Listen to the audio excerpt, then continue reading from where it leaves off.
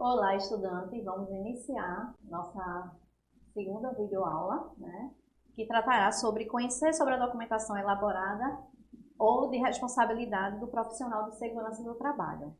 Estamos aqui com a professora Joseline, tá? E ela, como auditora do Ministério do Trabalho, a gente vai aproveitar dessa expertise para entender um pouquinho mais de como se comportar, como se preparar para uma fiscalização, né? A gente, como técnico de segurança do trabalho, estamos à mercê de a qualquer momento, né, ter uma fiscalização do Ministério do Trabalho. Então, como a gente deve se preparar para tal situação? Vamos lá? Vamos lá, professora Joseline, começando, algumas perguntinhas aqui, tá? Certo. E a primeira seria, né, como funciona a questão da fiscalização do trabalho? Muito bem. A fiscalização do trabalho tem um planejamento nacional e um planejamento regional.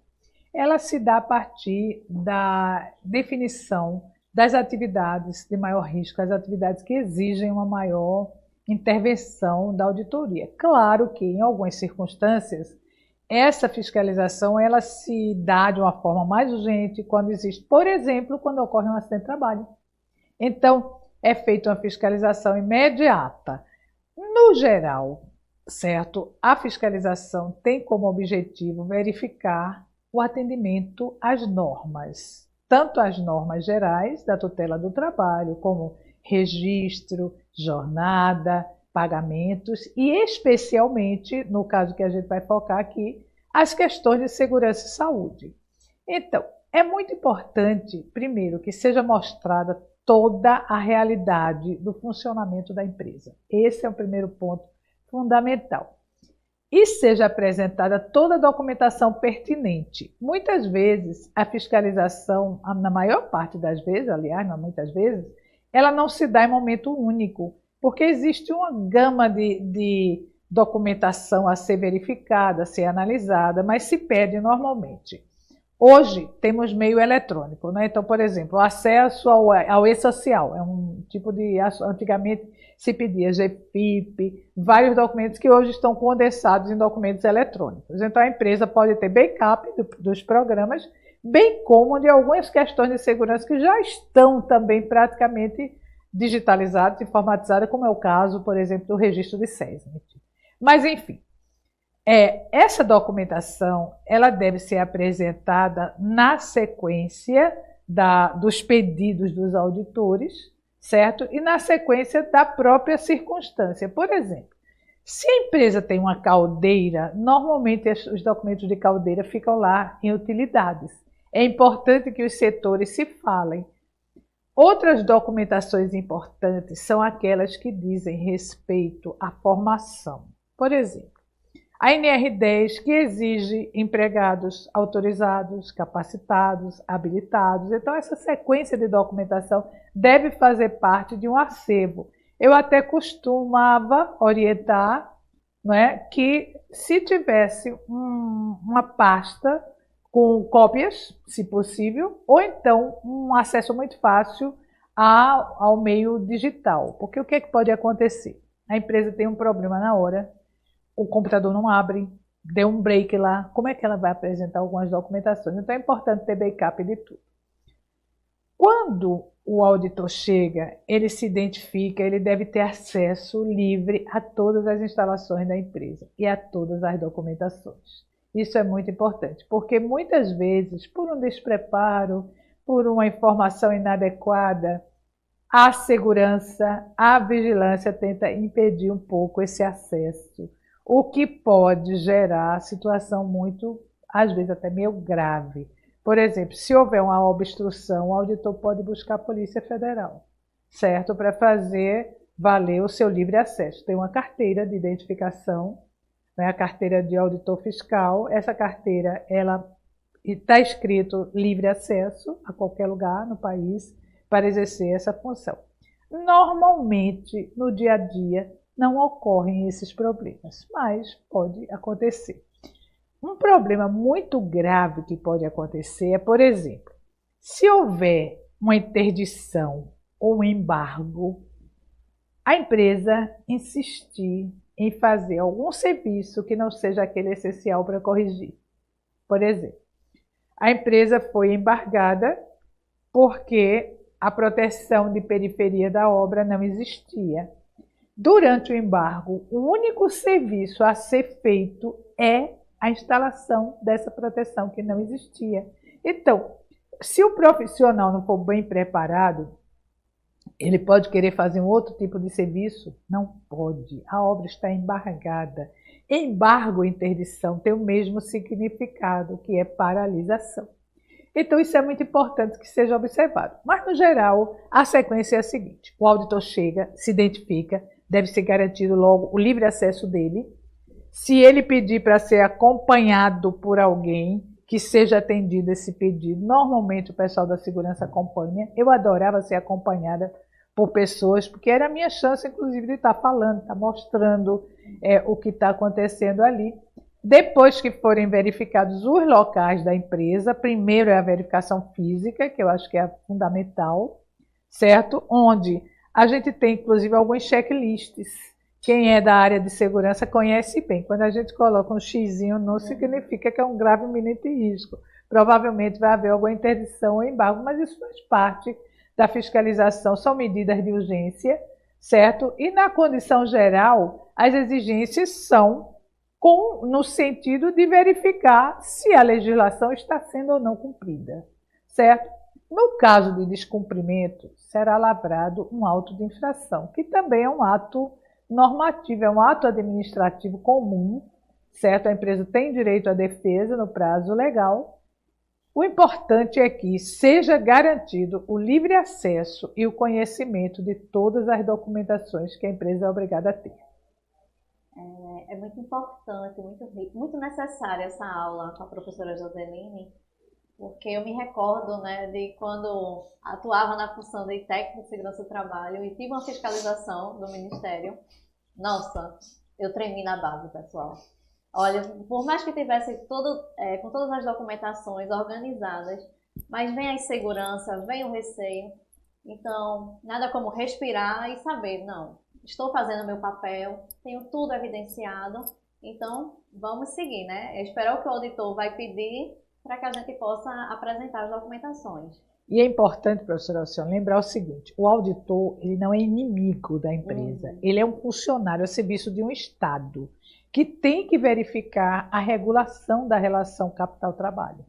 Então isso é importante, não deve faltar o respeito, o auditor respeita aos profissionais. Cansei de ver técnicas e técnicos chorarem diante de uma ação nossa, mas aí vem o lado humanitário, olha, não é com você, não é com a empresa, é com uma situação que tem como ser resolvida. Isso é muito importante que seja pontuado. E dependendo do item que for verificado, né, pode-se receber a questão do prazo para adequação, né, tem todo o protocolo. Muitas vezes eu fiquei esperando um conserto, que era viável naquele momento. Por exemplo, cancela de elevador, fiscalizei muito construção civil, aliás, minha paixão realmente, porque a construção muda todo dia, é muito dinâmica. Você vai numa obra na segunda, na quinta é outra obra. Então, esse dinamismo, ele também é desafiador. Né? E aí, cansei de ver profissionais desmoronarem na hora e consolar, olha, isso aqui é uma relação de Estado, não há relação pessoal aqui, você não vai se prejudicar. É a questão que tem que ser resolvida. Professora, mas como se preparar para uma possível fiscalização do Ministério do Trabalho no emprego? Olha, a preparação ela tem que ser contínua, sempre permanente. É sempre ter organização.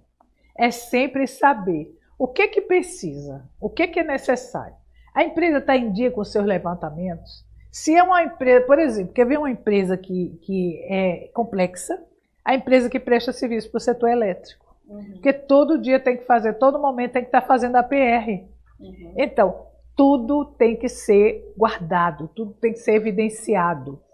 Um outro desafio muito grande para vocês é a empresa que tem muitas prestadoras trabalhando, porque você, né? além de ter o documento da contratante, tem que ter o documento das contratadas. Então, isso é uma preparação que vocês têm que ter, uma organização. Não dá para fazer isso sozinho, tem que ser uma ação muito conjugada, muito relacionada, muito interativa, certo? Hoje, com esses meios que vocês dispõem, né? Quer dizer, qualquer coisa que for feita, está tendo um serviço dentro da empresa, isso é uma situação muito comum. A empresa é uma empresa metalúrgica, mas está tendo uma obra. Houve um problema, gente, é um caos. Porque aquela cultura do dia a dia da empresa ela é alterada. Então, riscos passam a aparecer, riscos novos surgem que não haviam sido previstos, e cabe ao pessoal da segurança imediatamente fazer um aditivo lá no PGR, fazer um aditivo lá no dia a dia da empresa, porque é um risco novo. Então, eu acredito muito na revisão diária.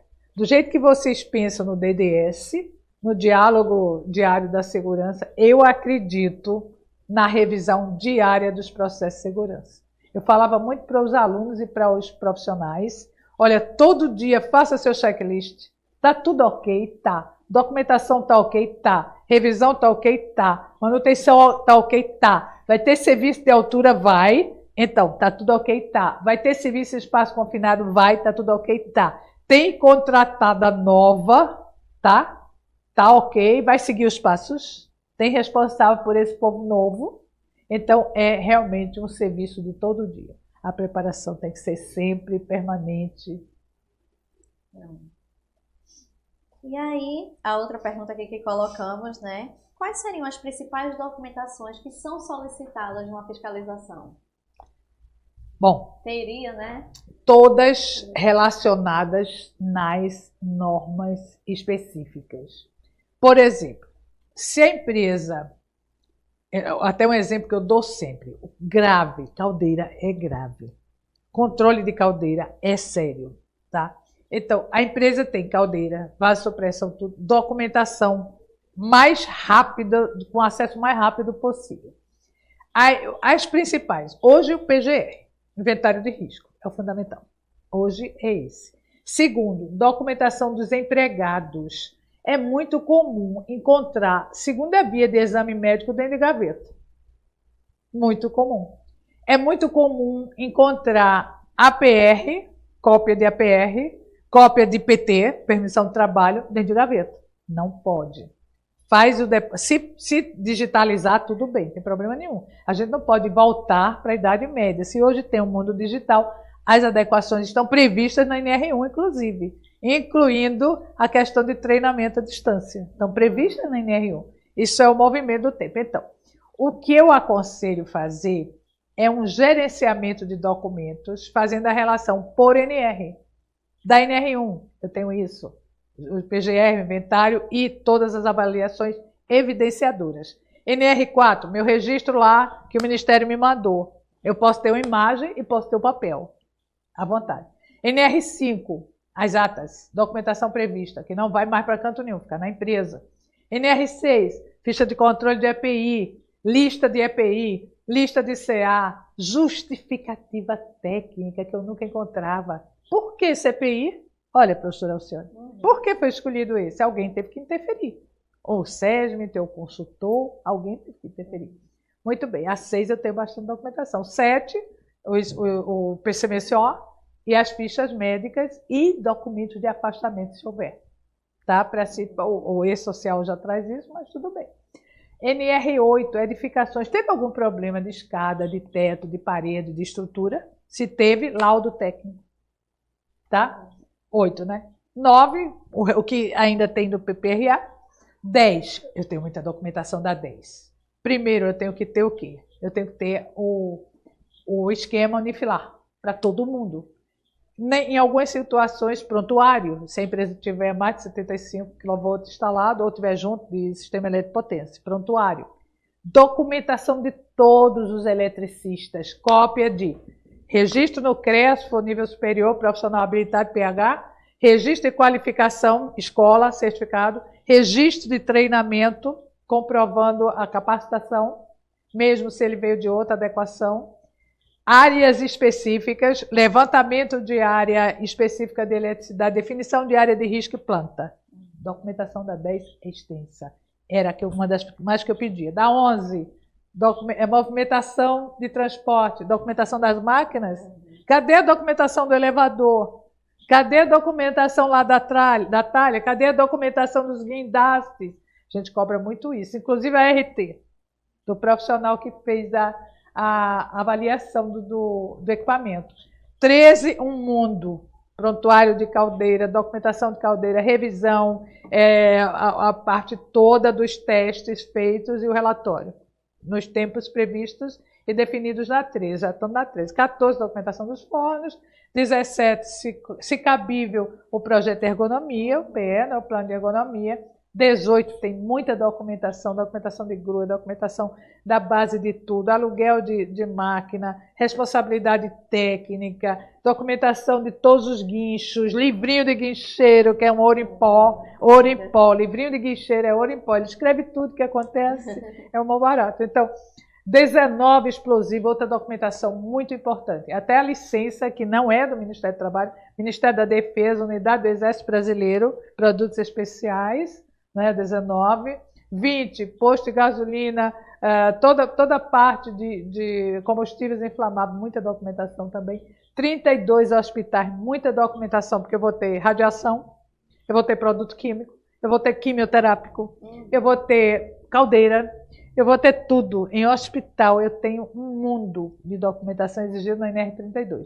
33, espaço confinado, tudo, né, que se precisa, primeira identificação dos espaços confinados, né? 35, a altura, onde é que eu tenho prevenção, empresa, contato, primeiro socorro, e a 23, que eu não falei, o COCIP também, né? Enfim, é muita documentação. Mas é isso aí, tudo importante. São muitas normas, né, pessoal? A professora aqui já descreveu algumas exigências das normas regulamentadoras, algumas específicas, né, de acordo com o tipo da atividade, outras de maneira geral, né, como o exemplo do PGR. Então, administrar, né, de forma eficiente esses documentos é um desafio, mas que a tecnologia está vindo aí, né, para auxiliar. Então, a gente se respaldar, né, ter as documentações. A professora deu uma dica importante, né, de você separar por NR. Então, NR1, quais as documentações que são obrigatórias, necessárias para essa atividade. Então, você listar esses documentos e estar organizando de forma eficiente. Tá? Gostaria de agradecer à professora Joseline por ter participado aqui da nossa videoaula. Espero que vocês tenham gostado, foi pensada com muito carinho. Tá? Estarei à disposição, tanto eu como a equipe de professores, para estar auxiliando no que for necessário, no fórum e no chat da disciplina. E não deixe de participar também dos nossos momentos síncronos. Tá? Obrigada, professora Joseline. Se quiser dar uma palavra para os estudantes. Eu que agradeço essa oportunidade de estar aqui, não é? Vocês são o futuro, né? Vocês vão manter viva a nossa esperança de ambientes saudáveis, né? Com vida garantida, sem doença, sem acidente, que todo mundo volta inteiro para casa. E vocês são uma parte muito importante nesse processo. E mais uma dica muito importante. São muitas legislações, muitas normas regulamentadoras, então é muito importante, é imprescindível que vocês se mantenham atualizados. Então, a cada NR, verificar se está em vigor, o que está em vigor, se teve alguma atualização recente.